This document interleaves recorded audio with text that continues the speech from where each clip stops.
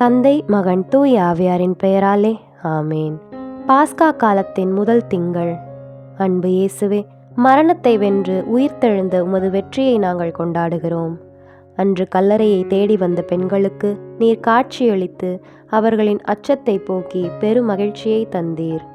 ஆண்டவரே, அஞ்சாதீர்கள் என்று நீர் கூறிய வார்த்தைகள் இன்று எங்கள் இதயங்களிலும் ஒலிக்கட்டும். உலக கவலைகளும் தடைகளும் எங்களை சூழ்ந்திருக்கும் போது உமது உயிர்ப்பின் வல்லமை எங்களை வழிநடத்தட்டும்.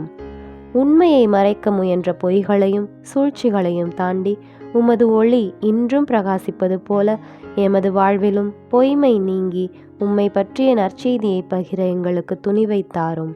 மேலும் நாங்கள் எப்போதும் உம்மை பற்றி கொண்டு உமது வார்த்தையின்படி வாழ எங்களுக்கு பலன் தாரும்.